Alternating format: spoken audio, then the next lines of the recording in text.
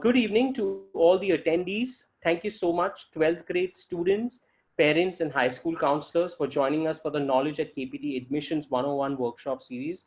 We have a very special guest here today, Miss Emma Sletteland from the University of Colorado, Denver, and she will be presenting on the session topic, Understanding Undergraduate Research. This is a very interesting topic. So thank you so much for coming in to, not only learn about the topic for the day, but also, of course, for the institution, University of Colorado, Denver.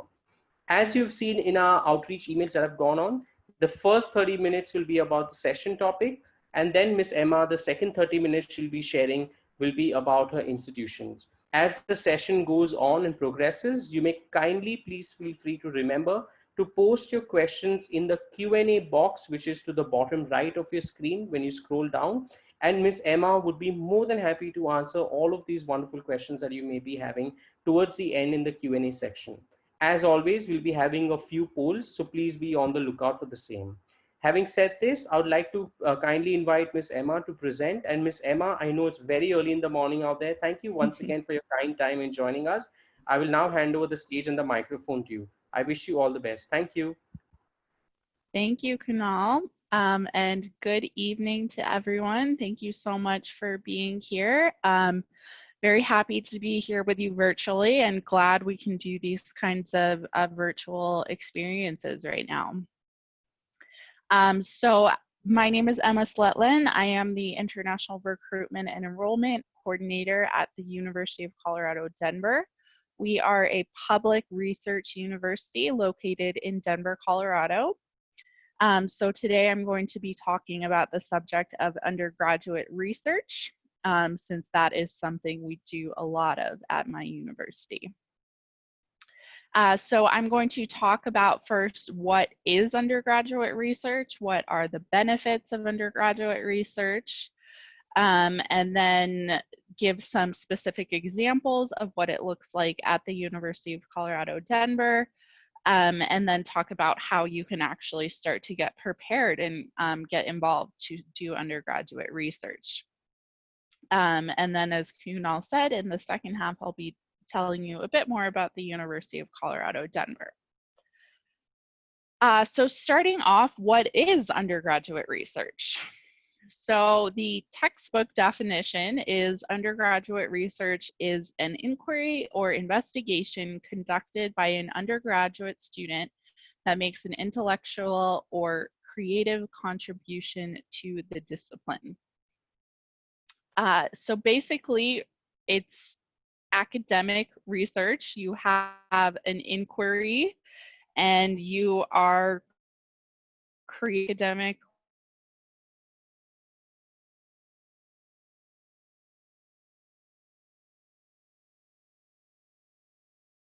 research only happens at the postgraduate or PhD level. I think that's a very common association, and something that I definitely used to think was that you could not get involved in research until you were a master's or a PhD student. But that is definitely not the case. In the US, there is research happening at the undergraduate level at universities all across the US. Most major US research universities have programs set up to get undergraduate students involved in research. And so it can definitely happen at the undergraduate level. And that's just a great experience for you as a student because you get to start early to have this really great experience. So it's usually a collaboration between students and faculty members. So typically a student will be paired up with a faculty member, and they will be either helping that faculty member with their ongoing research, basically being like a research assistant, or sometimes the undergraduate student actually comes up with the subject themselves or the research project themselves, and then they actually carry it out under the supervision of a faculty member at the university.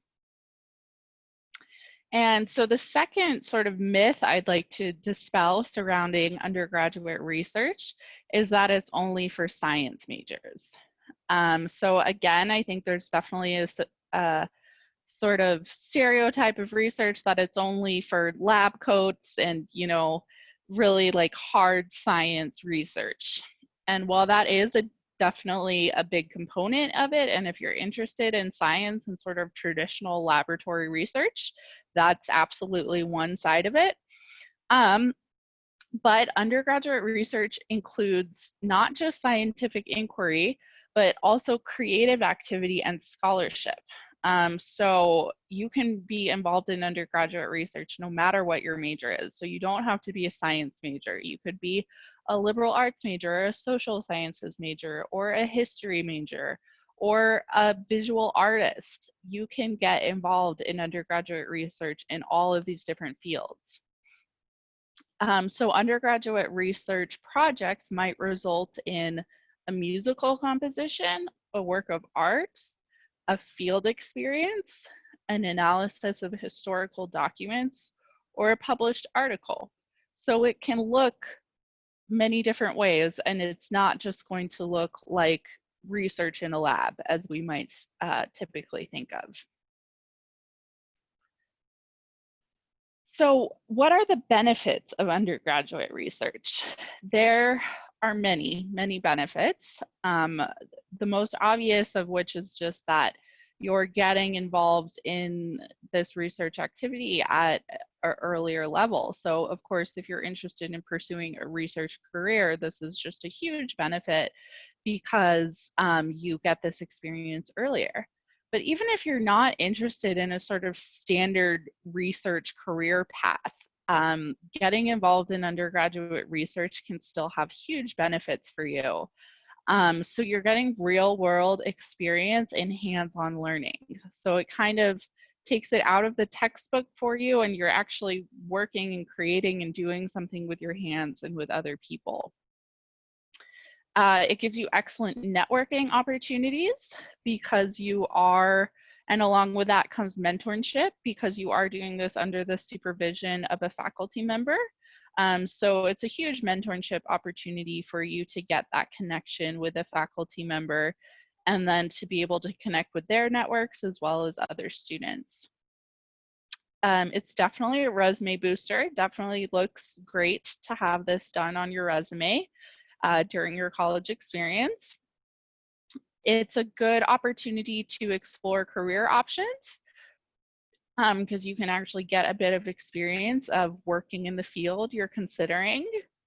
It prepares you for graduate school. Obviously, this if you're planning to go on to the master's level, this is a great opportunity.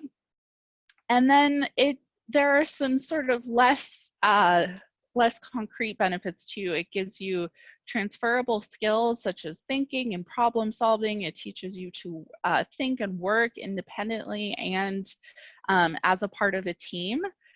So there are a lot of sort of less tangible benefits. You're developing those soft skills that are so important in the US.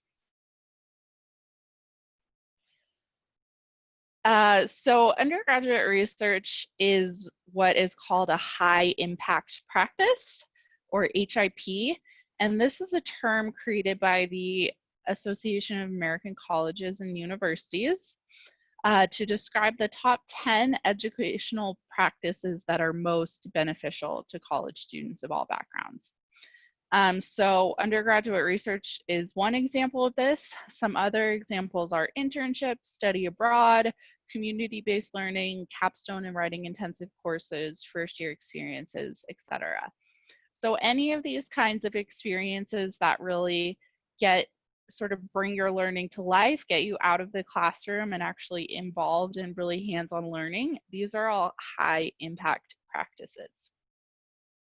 And I bring this up because there's been a lot of research into the benefits of high impact practices. And it has shown that students who engage in one of these activities during their college experience, they get higher grades, their retention rates are increased, so it's more likely they'll actually graduate. And they're all around just more successful students. So if research is not your cup of tea, I definitely recommend that you get involved in at least one of these high impact practices during your college experience, because the benefits of them really, really can be life-changing. And I'll share just a quick story of myself personally. So I did not do research during my undergrad. I was not on the research track. But I did do study abroad, which is a high impact practice. And that is what actually led me to my career now, to working in international student recruitment. So the benefits of participating in one of these experiences during your undergraduate career, they really can be life-changing. They open new doors for you. They introduce you to people in the university you wouldn't meet otherwise. So they're really just overall really beneficial experiences.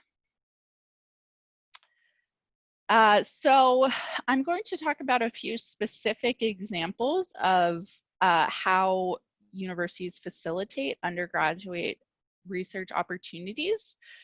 These examples are specific to CU Denver, but they're very common for research universities in the US. So pretty much any research university in the US will have similar opportunities to the ones I'm describing here. So the three I'm going to mention are Undergraduate Research Opportunities Program, or UROP, our Eureka Fellows Program, and the Research and Creative Activities Symposium, or RUCUS, as we call it. So the first, UROP, Undergraduate Research Opportunities Program. Again, you can probably find a similar program at any university in the US. So this is a program that actually provides funding to undergraduate students to make their research projects happen. So it's a competitive program. You have to submit an application, and there are different kinds of grants available. So we have full grants and mini grants. So students can receive $1,200 per student, or up to $3,600 for group projects.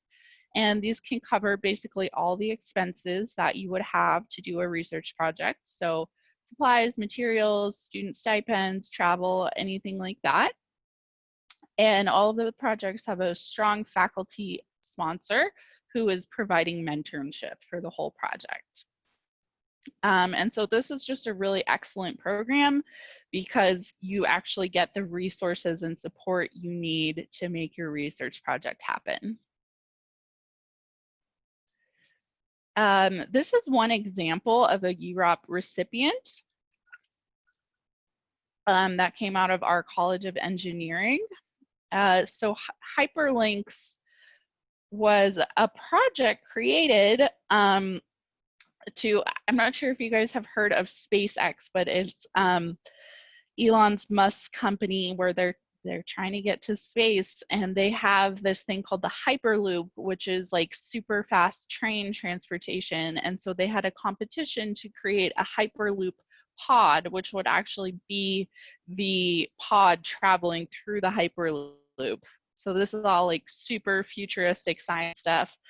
But so our HYPE team submitted a UROP application and they received it. So they were able to actually create this pod. They physically built it and they went to a competition, and there were over 200 teams from across the world, and we were selected as one of the 21 finalists worldwide. And so they got to go to a conference in California. They were on the news. It was all very exciting. So this is just one example that shows sort of the benefits that can come from getting involved in undergraduate research. It can open new doors for you, and you can get involved in really cool work like this. So the next program I'm going to mention is our Eureka Fellowship Program. So this is a sort of intensive summer research program. So students work full-time over the summer. They get a pretty large stipend of $4,500. And they're working over the summer participating in trainings and professional development activities. They take a course, so they're actually taking an academic course for credit about entering research. which just prepares students with the skills necessary to succeed in research.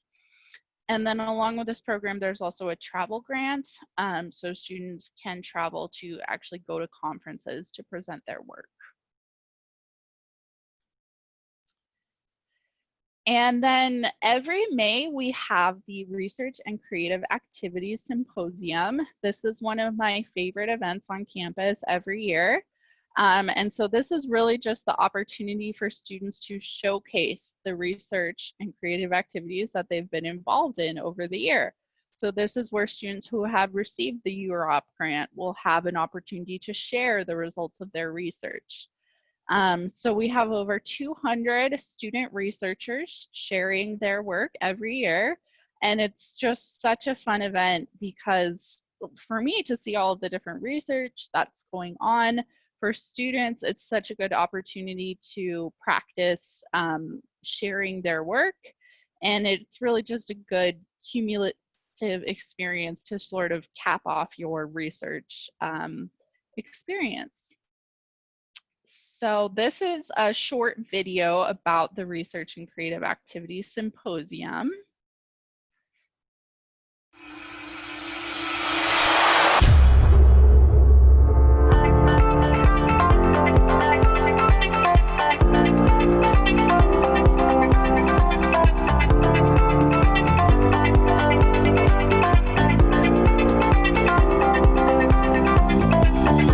ROCCUS showcases a wide variety of student work, not just hypothesis-based experimentation. They have students displaying their artwork or also exhibits. And for me, my project was an exhibit. And so this gave me the audience and the ability to be able to bring this project to a symposium, show other students, faculty, and the community what I've been working on, and also collaborate and speak with other students. Participating at ROCCUS made me feel confident in my abilities and my research. My favorite part about presenting at ROCCUS was being able to show people virtual reality and anatomy in that environment. So for many students, they've never seen virtual reality before. Watching students put on that headset for the first time and see like, wow, this is really what we look like on the inside was a lot of fun. Made me excited about my work too.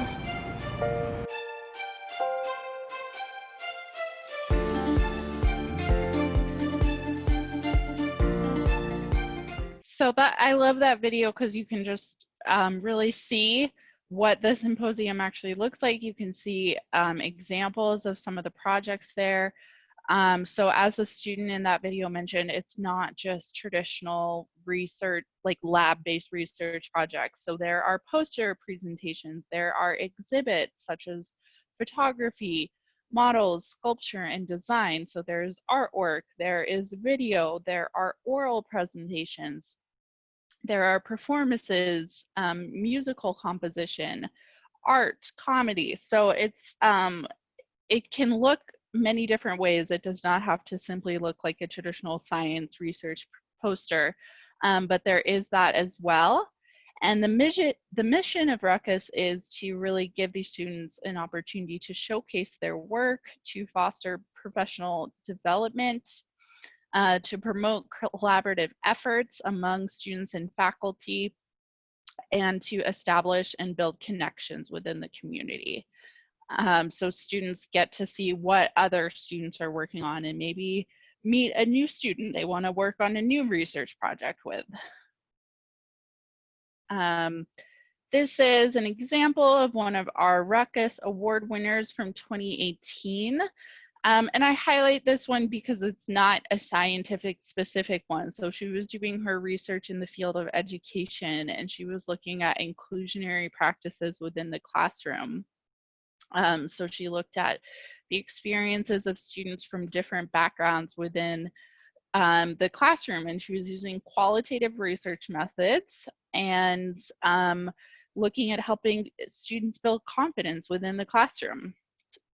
So this is just one example of so many different examples of what an undergraduate research project can look like. All right, so I'm going to finish up here with some tips and tricks of how to actually get involved in undergraduate research. So this is sort of a timeline, a step-by-step process of what you'll want to do to get involved in undergraduate research on your college campus. So the first thing is you'll want to connect with the UROP office. At our school, it's called UROP. At many other schools, it is. But basically, most schools do have an undergraduate research office, no matter what it's called. So you'll want to reach out to them, get their help and support. They can help with connecting you to faculty. They can help you get prepared. You'll want to determine your interest. So you'll want to, of course, decide what subject you want to do your research into. You'll want to check out faculty research. So this is something you can get started on doing now, actually, before even being admitted to the university. You can check out the bios and the research of faculties online from the institution websites, and you can see what kind of research they're doing and what you might want to get involved in. You'll want to make a short list of 4 to 5 faculty members you would like to get involved with. And then you'll want to make a time commitment. Usually sort of a rule of thumb is that 1 credit hour of research would be about 3 hours in the lab each week. And then you'll want to actually contact the faculty. Here, the undergraduate research experiences office can be really helpful in helping facilitate those connections. And then this is more sort of, once you're actually engaging in the research, you'll want to be really clear on what are the expectations of you, what is the time commitment you needed, all of that. And then once you've actually finished your undergraduate research experience, you'll want to present your work. So for example, at the Undergraduate Research and Creative Activities Symposium, and then help encourage other students to get involved in this awesome work. And then some tips and tricks for your first research experience. So some kind of, once you have it all set up and you're ready to get started, what you should know coming into it. So be enthusiastic. Hopefully this is a topic you're really interested in personally. So we really want to see that you're excited about it. Definitely come in with an open mind. Be open to what's going to happen. Take initiative.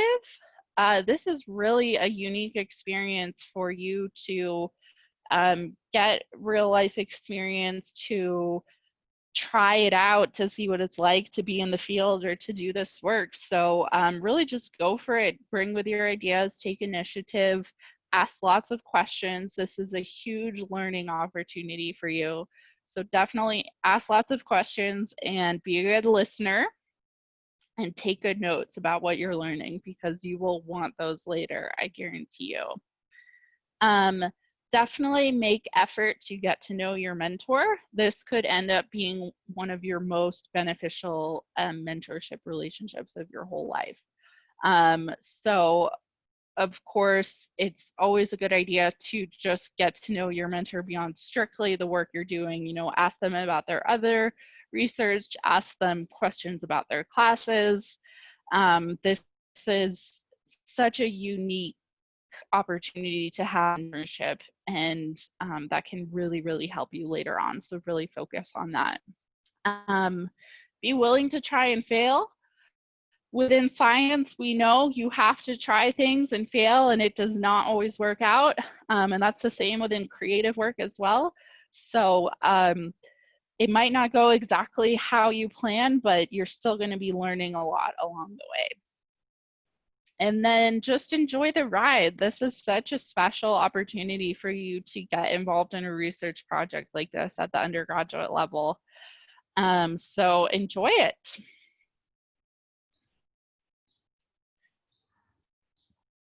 All right, so that wraps up my sort of first half of the presentation covering undergraduate research. And now I'm going to move into an overview of the University of Colorado, Denver. Emma, I'm just going to pause you. I'm so sorry for a quick minute. We usually hold a poll out here for Oh, sure, yeah. that would be okay. Of So course. question poll for the day, students, parents, counselors, if you can see it on your screens, and I'm just going to this. And thank you for all the questions you've posted so far. Is, have you heard of the University of Colorado, Denver? So I'm going to give you a quick 30 seconds to vote, because I'm sure we have to continue with the presentation session. So just going to wait for another 5 seconds because I know it's 20. So 5, 4, 3, 2, 1. I'm going to close the poll and I'm going to share the results so that Miss Emma can see it. Miss Emma, can you please see the results? Can you kindly confirm? I can, yes. So it looks like we have 50-50. Kindly continue, and students, thank you for voting in. For those who have heard, wonderful, and for those who haven't and are here, I'm sure Miss Emma is very excited to share further information. Thank you, Miss Emma. You may continue. Thank you. Thank you. Yeah, all right, great. Well, I'm glad to hear about half of you have heard of CU Denver, and for the other half, you're about to learn about it. So University of Colorado, Denver, the shorthand is CU Denver, so that's how I'll keep referring to it. So we are a mid-sized, comprehensive public R1 research university. And that R1 designation, that indicates that we have the highest level of research activity of all universities in the US. So we have about 15,000 students, 7% of that is international, including a quite large Indian student population on our campus. We have over 140 different programs across 7 schools and colleges, so we have a wide range to choose from. And we do also have an on-campus ESL academy. So we are ranked in the top 5% of all universities in the US. That is according to US News and World Reports. And we have been ranked as the number 5 top hidden gem public university. At CU Denver, we are huge about career outcomes.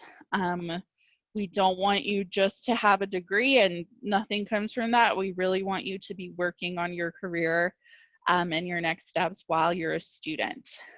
So we are located in the heart of a major US city. We have more than 300 partnerships with local businesses.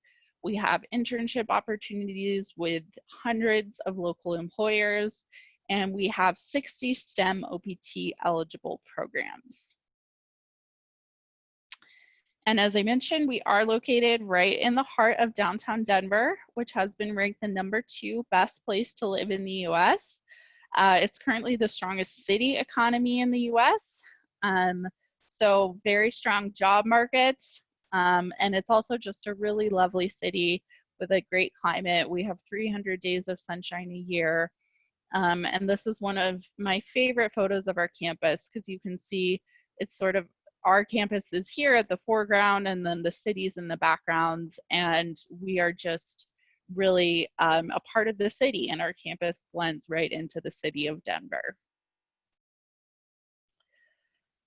So as I mentioned, we do have over 140 different programs. So we have a lot to choose from.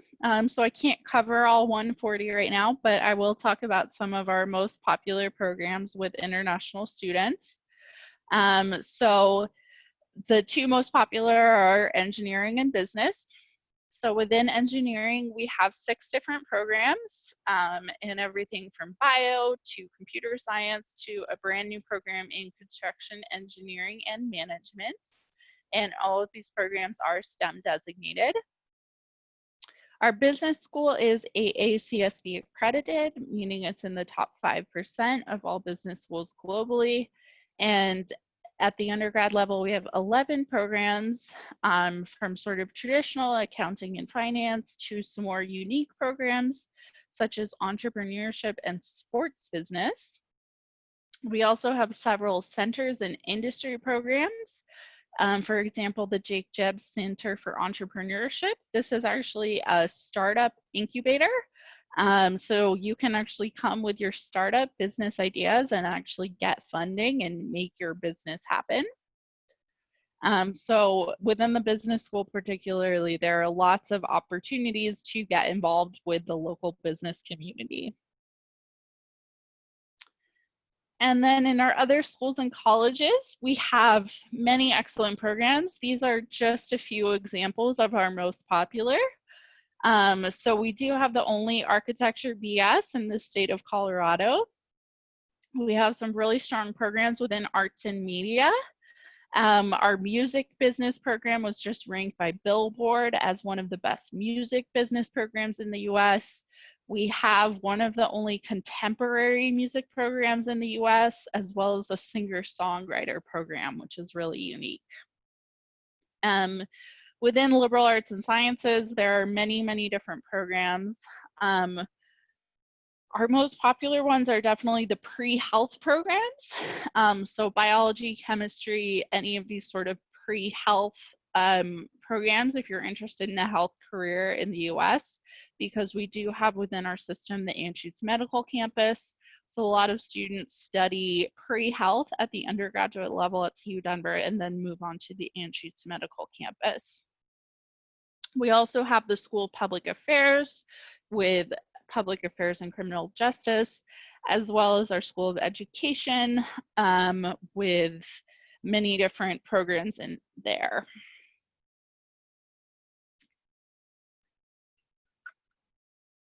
A bit more about the city of Denver, Colorado, where we're located. It's the largest US city in the region, so it's definitely a hub for the Rocky Mountain region within the US. So we have a major airport. It's sort of the business, cultural, transportation hub of the region.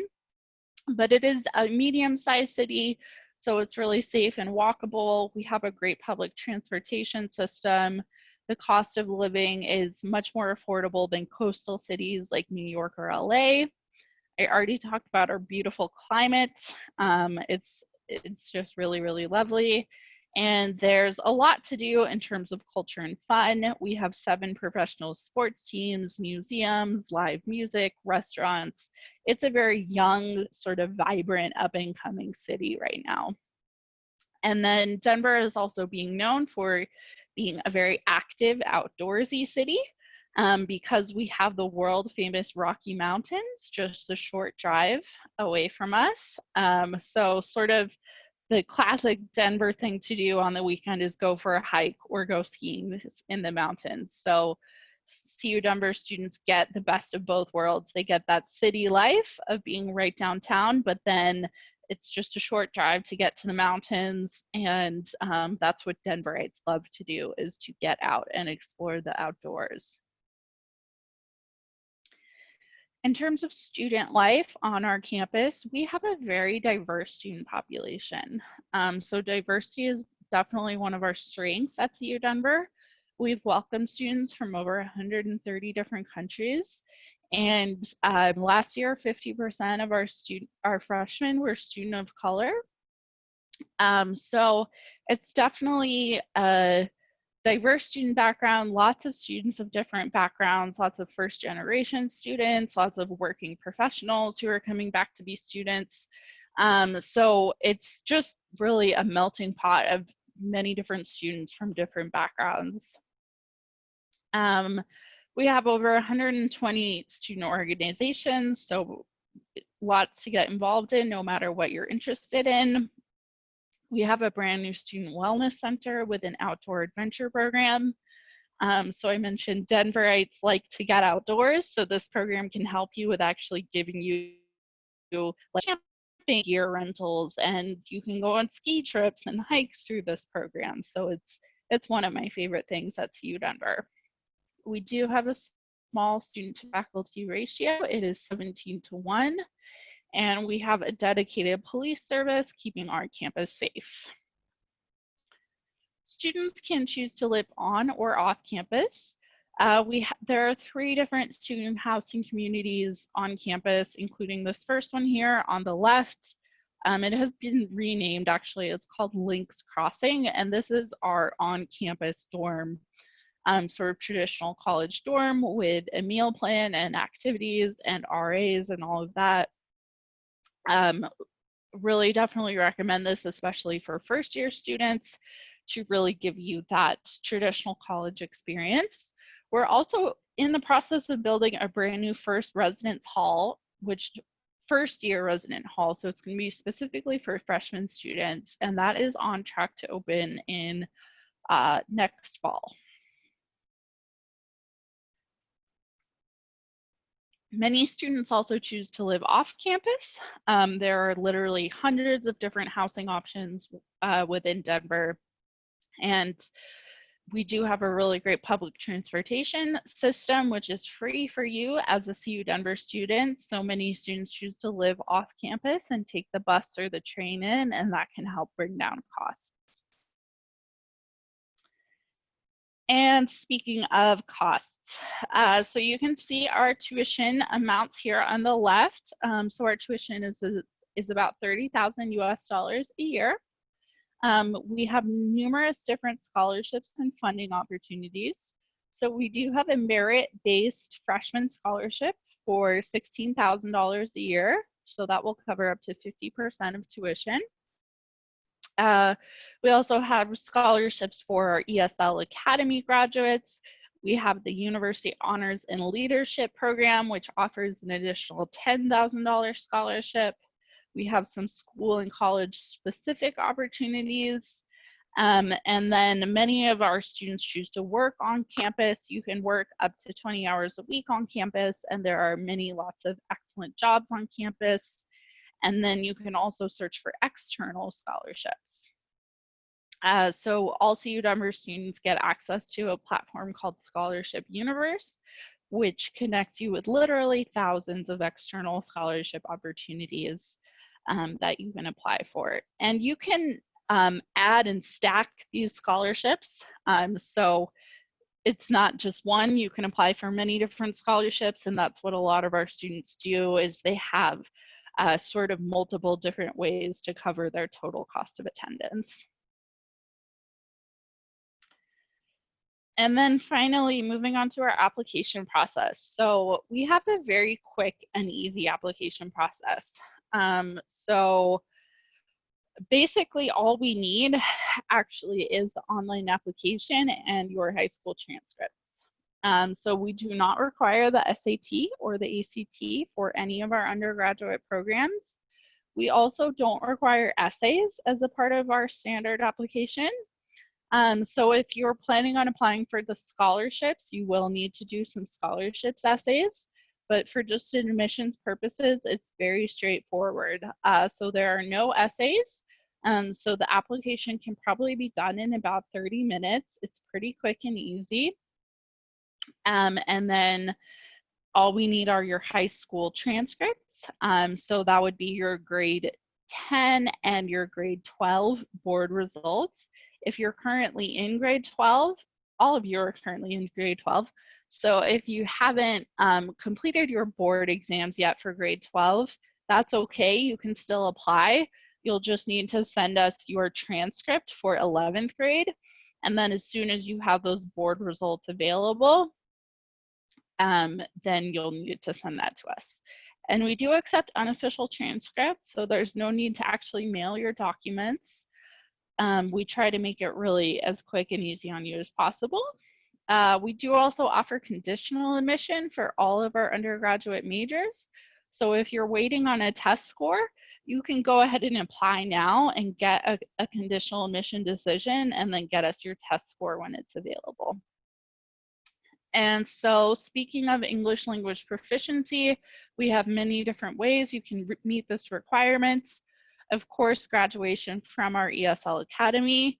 We also accept IELTS, TOEFL, Duolingo, PTE academic, as well as other exams such as IB, AP, or A-level curriculum.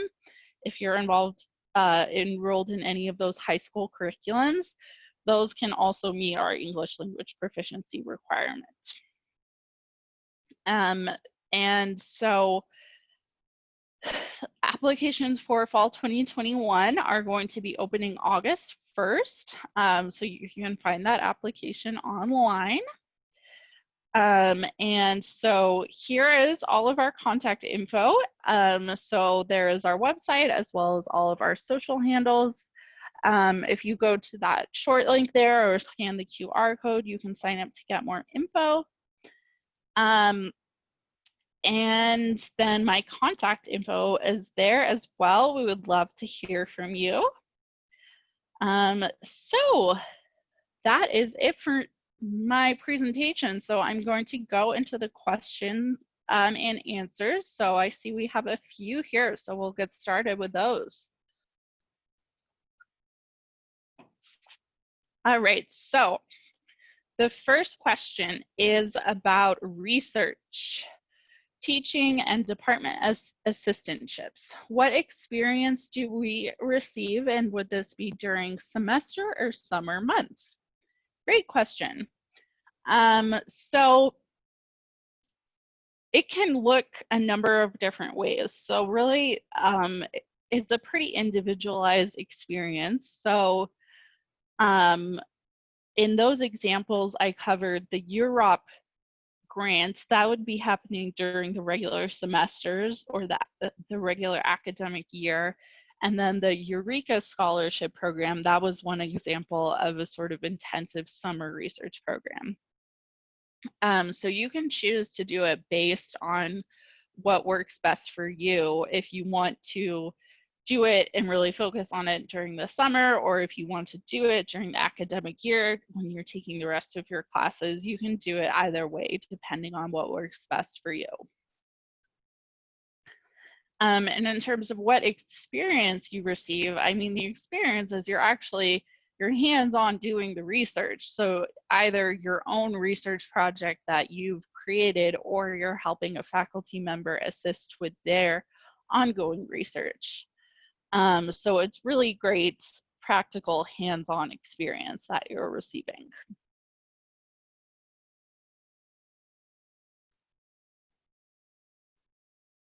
All right, the next question is, would it be possible to conduct interdisciplinary research, or do we have to stick to our undergraduate major?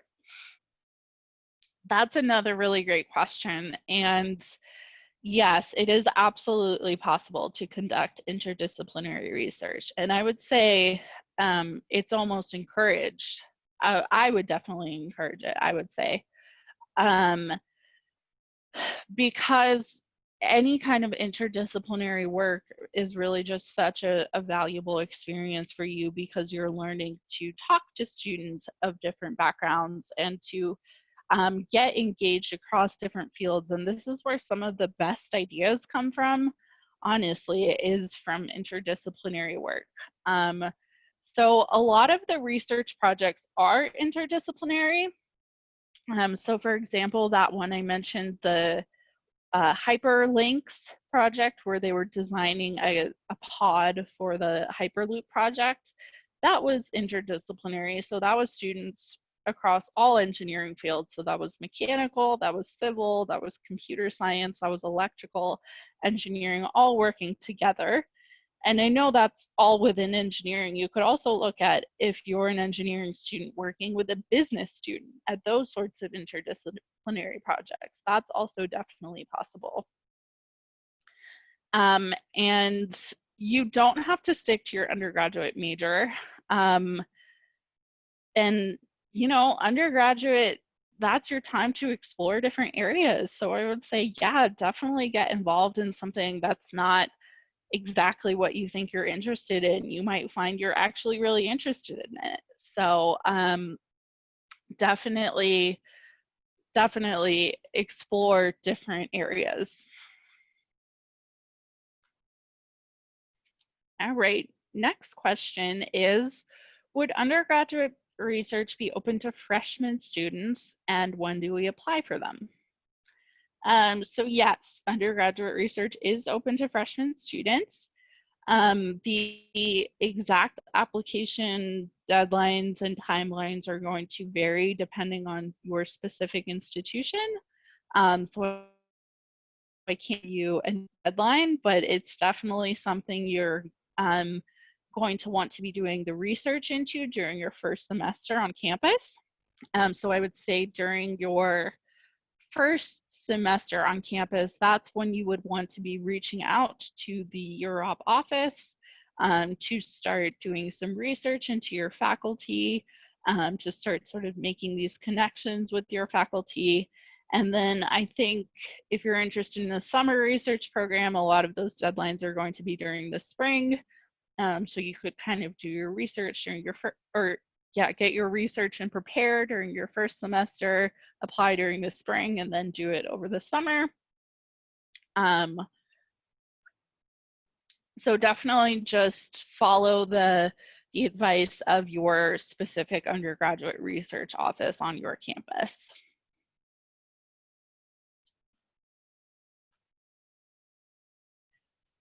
All right, next question is, would undergraduate research be paid or free for bachelor students? If paid, how much would we be able to receive, and would it cover some portion of living expenses? Great question. So again, it can look a number of different ways. So if you apply for a grant, for example, through the UROP program that I mentioned, in that case, you would be being paid a stipend from that grant money. Or if you got that Eureka fellowship program I mentioned over the summer, that also has a stipend for the work you're doing. So these positions, you know, you'll have to apply for them, and usually they're pretty competitive, but they do come with a stipend.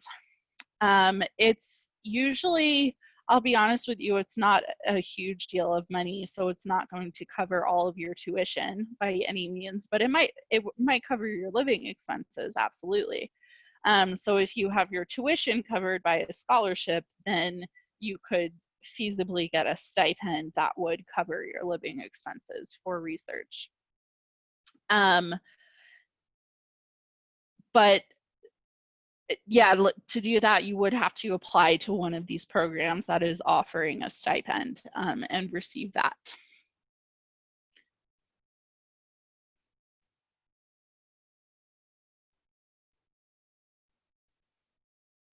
All right, next question is, can students be able to pursue 2 different tracks of research for experience and learning purposes?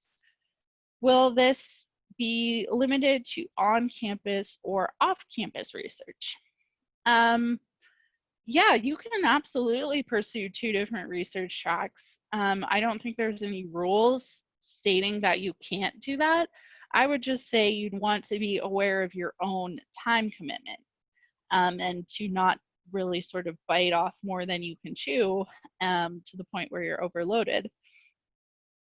Because obviously getting involved in undergraduate research is an additional time commitment beyond just your regular classes you'd be involved in. So I just want to sort of think about just your capacity and how much you can take on. But you could do one thing one semester and something else the next semester. So there's no sort of rules saying you can't do that, absolutely. And then the second half of this question is, will this be limited to on-campus or off-campus research? So pretty much all of the examples that I talked about today were on-campus research. There are also off-campus research opportunities. The only thing to be aware of, though, is that as an international student, you have certain work authorization rules you have to follow, and these are rules from the US government. So basically you're only allowed to work on campus. If you work off campus, it is possible, but it has to go through something called CPT, or curricular practical training, and that has to go through your immigration officer. So it's definitely possible, but it's more complicated to do it off campus, and then you just have to be closely aware and make sure that you're still maintaining all of your visa requirements and that you maintain in status and you're not violating anything that would invalidate your ability to maintain your visa status. So I would say, you know, as you're first coming in, if this is maybe your first time doing it, an on-campus opportunity would definitely be easier, just in terms of those immigration requirements.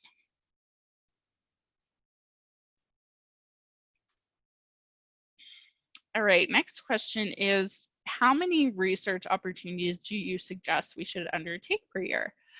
I would say to start off one. You don't want to get involved in more than one at first. Maybe by your senior year you feel comfortable doing more than one, but it's not, it's a serious undertaking to do this, and oftentimes it's something that will take a whole academic year or it will take a whole summer. It's a significant time investment. You're spending at least a few hours a week on this.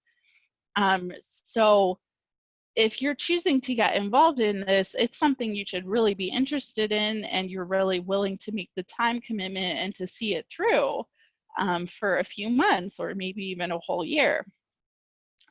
So it is a significant thing you're undertaking. So I would say, you know, one at first is definitely enough, and that's great.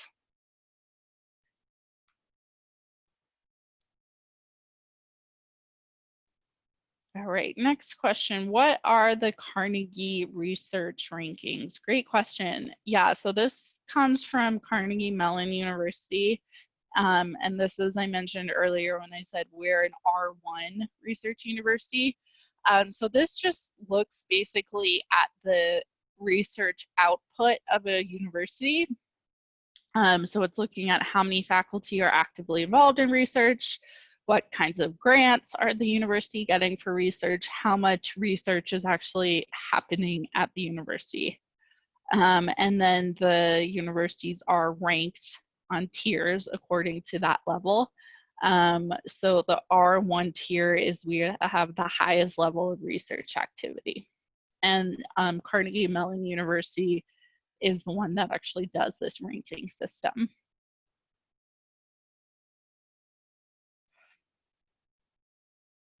All right, next question is it possible to combine a degree with business and political science? How would this work?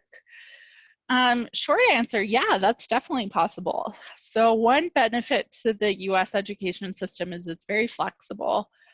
So it's not sort of rigid, like you have to pick this and stick to this. So we have both majors and minors, of course, within the US education system. So one option would be you could do a business major and a political science minor, or you could do a double major, or you could do it the flip-flop. You could do a political science major and a business minor. So there are definitely lots of different options in there. You could also just choose to focus your electives more on either business or political science. So you'll have a number of electives, which are sort of free classes of any subject that you get to choose. So you could do it that way. So there are many different ways this could look, and that's sort of the great thing about education in the US is it's so flexible and it's so individualized. So there's not really an exact path you have to follow. You make your own path, really. So you will want to work closely with your academic advisor, tell them this is what you're interested in doing, and then they will help work with you to just make sure you're meeting all of your degree requirements.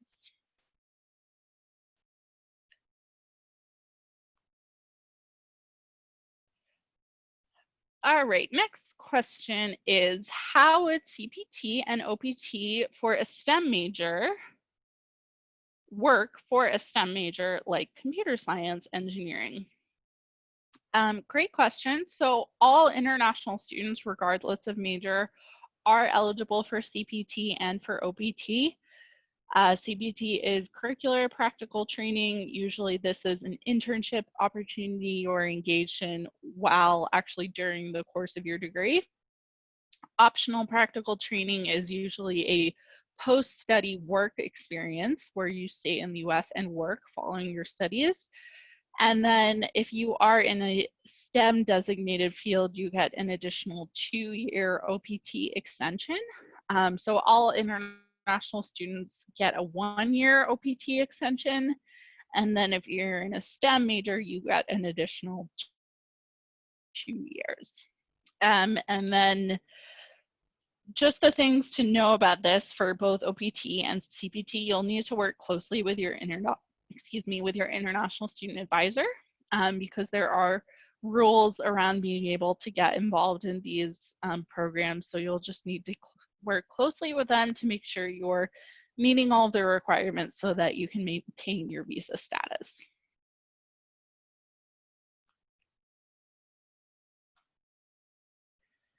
All right, next question is for undergraduate international students. Can you provide more information about the career possibilities and job success? Yeah, great question. I think this one is a little hard to answer because it's really going to depend on your field specifically, because the career possibilities vary so much between the different fields. So it's really, it depends what you're interested in, you know, depends what you want to study. But sort of just in general, I can talk about at CU Denver, nearly 60% of our international students take advantage of OPT employment after graduation. We have lots of international students who start at jobs in Denver because the job market in Denver is so strong right now. And we have different resources available on campus to help. We have our career center, we have our experiential learning center, which helps with internships. So basically we do everything we can to get you to that career success after graduation.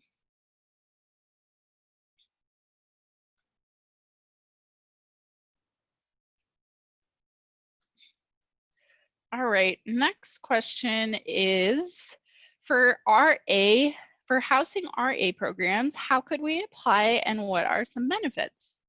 Great, yeah, so RA is resident assistant for anyone who's not familiar, and these are people who live in the dorms and it is a job, so they are paid, or usually they get free housing in exchange for it, and they sort of are around to help. So they're helping other students who may have questions or issues in their dorms. They're sort of keeping things under control. Oftentimes they're leading activities for first-year students to get them engaged.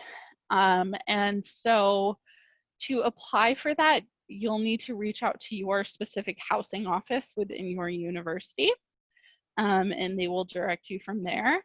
And then some benefits, I mean, it's a job you can put on your resume, definitely. And then some of the benefits are, of course, free housing is usually the biggest benefit of it. But then you're also getting the experience of helping other students, of learning what their problems are, and getting that experience of being available there to help them. All right, and I see we are at time. So Kunal, let me know if we need to wrap it up or if I should keep going with questions. No problem. Keep going? Yep, please going. As much time as you want and you need. No worries at all. Okay, great. All right, well, we do have a few more questions, so we'll go ahead and keep going.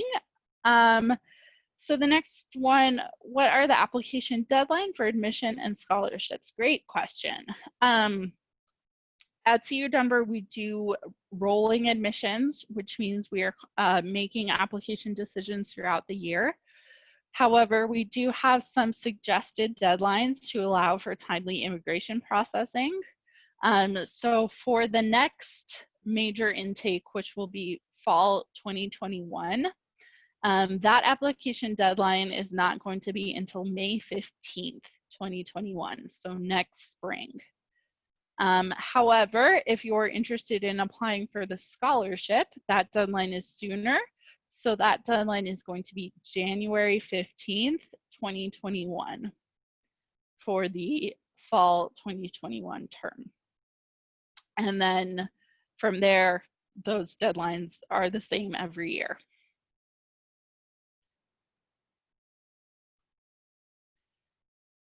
All right, next question is, what is your campus size? Is it a city campus or traditional campus? Yeah, so our campus is about 15,000 students. So it is a fairly large campus, and we are definitely a city campus. So we are urban, absolutely. We are located right in the heart of downtown Denver, which is a major city. So it's not your traditional college campus, which is what I love about it. It's really, really special and unique. We do sort of have our traditional campus area where you'll find like lawns and fields and, you know, just purely classroom buildings. So we do have all of that. But then the campus sort of blends right into downtown. So our business school, for example, is downtown in a skyscraper downtown. So it's definitely an urban campus. It's really exciting. You're right in the middle of the city. We have the Pepsi Center where they play professional basketball games, and they have concerts just literally 5 minutes from our campus. There are restaurants. There's everything going on right around our campus.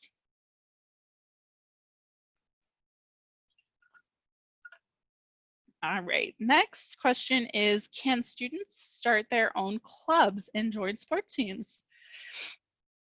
And yes, answer is yes to both of those, absolutely. So students can start their own clubs. Right now we have about 150 different clubs, and all of those were started at some point just because a student said, I'm interested in this, I want to start a club. And then there's a process you need to go through to get it approved. And yes, you can absolutely start your own club. Actually, I did my undergraduate degree at CU Denver, actually. And so I was involved in clubs, and one of them was started by my friend. So he started the ski and ride club on campus, and we didn't have a ski club before. And one of my best friends, he started a ski club, and I was a part of that. So that is definitely a possibility. And you can join sports teams. We are not a, what's the word I'm looking for? We don't have professional sports at CU Denver.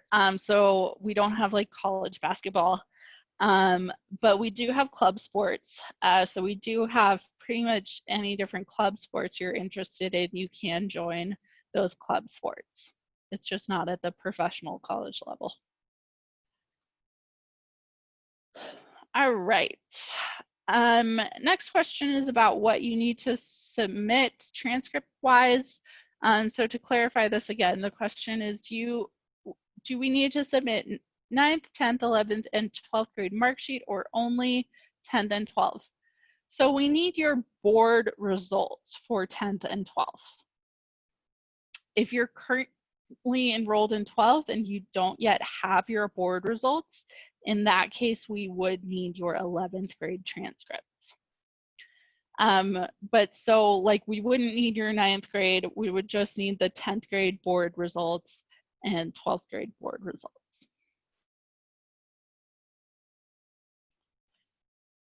Next question is, what are the minimum scoring requirements for admission and scholarships?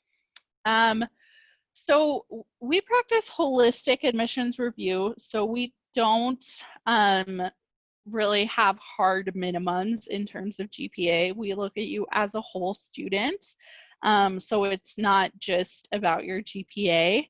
But in general, we are not a highly selective institution. We are a state university.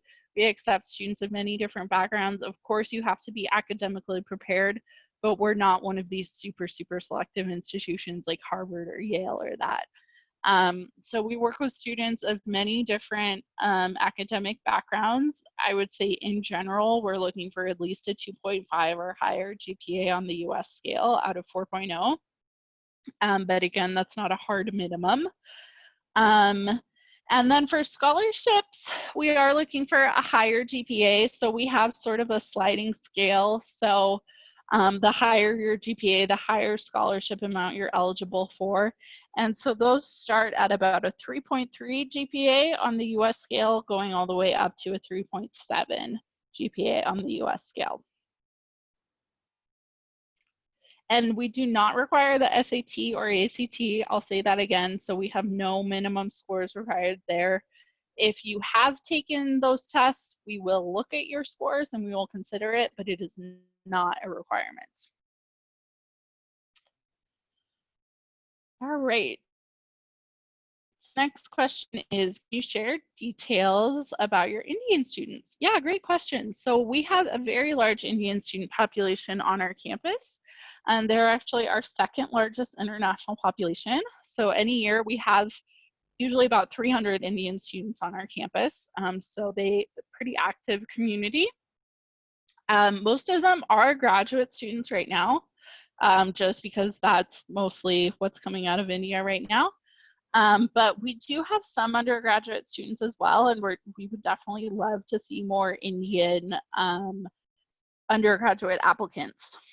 They're very active and engaged on campus. There's an Indian Student Association there. They have really fun, great events throughout the whole year. So it's definitely a very active Indian student community on campus.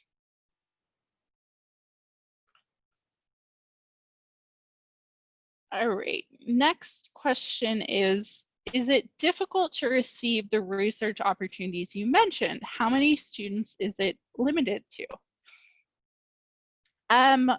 So those specific opportunities I mentioned, like the UROP and the Eureka grant, where you're actually getting funding for that, those are more limited and those are more competitive.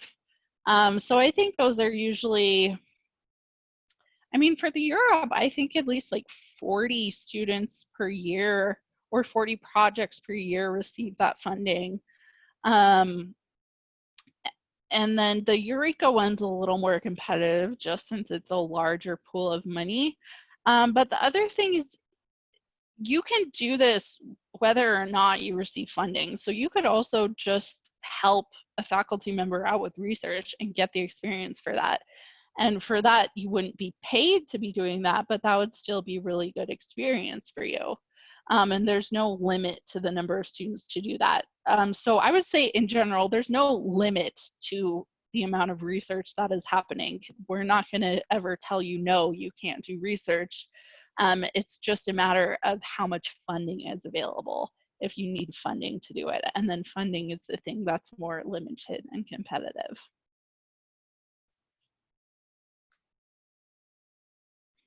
All right, next question is, what major minor combinations do students usually take? Again, this is really individualized. It can look at many different ways. One common one I see is that students will do a business minor because they're interested in, for example, anthropology or biology or something, but they want to have those business skills as well. So that's one that can complement nicely, is to do a business minor. Also see a lot of different students maybe combine things within the sciences. So for example, do like a biology major and a chemistry minor. So two sort of complementary fields within the sciences, or just to do something totally different. To, you know, say I want to study philosophy, but I want to do a biology minor because, you know, just really the possibilities are endless.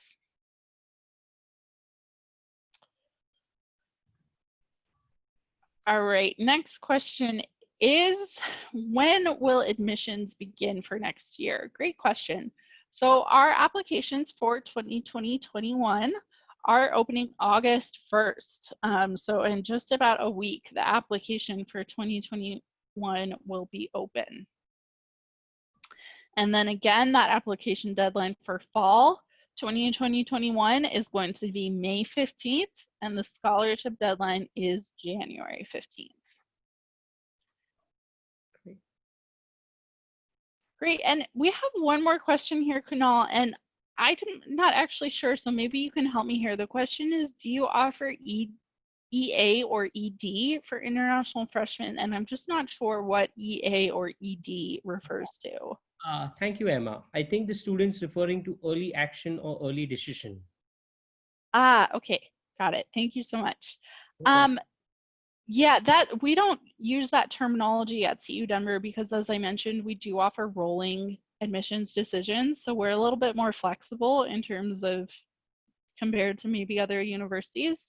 So you can apply as early as you want, actually, and we'll get you a decision right away. So we won't wait until a certain date to make the decisions. We're making decisions as soon as we receive your application. So if you want an early decision, all you have to do is apply early and you will get it. And I think that's all. Yes, and students, I'm just going to quickly launch a poll as I have mentioned at the beginning. And I'm also, of course, now going to be coming online so everyone can see me. I'm not sure if I'm visible though. I can see you. Okay, that's wonderful. Thank you. Students, thank you for attending. Just give me about 5 seconds more before I share the poll results. The question on the screen is, did you find this session useful? So 3, 2, 1, 0, and I'm going to share the results. Emma, can you see it? Yes, I can. Great, 100%. So I'm so glad to hear everyone found it useful. Thank you, Emma, for participating. And students, thank you very much. I know it's late in the evening out here around 7 p.m., after your day of classes. So thank you so much. Parents, thank you for taking the time out with your children to join in for this session. Counselors, as you know, all students who are participating today are 12th grade students looking at fall 2021 admissions. So this session is recorded, the full session, and we will be sharing the recording with your school, and we'll be also sharing it with the students and everyone else so that you can share it in your school community as well. Emma, I'll be sharing a recording of the session as well with you so you can share it with your university community. And that's it. I think it's a wrap for the day. Students, please take down the email addresses if you'd like to be in touch with Emma, because I know after many of these workshops, the conversations continue well after the session is over. So I want to take this time to thank Miss Emma for joining us today. We really, truly appreciate your kind time and support. I know it's very early in the morning out there, extremely early in the morning. So thank you so much for your kind time. It was a wonderful session. And I really appreciate you taking the time to not only share information about the session topic, but also your institution and of course the Q&A section as well.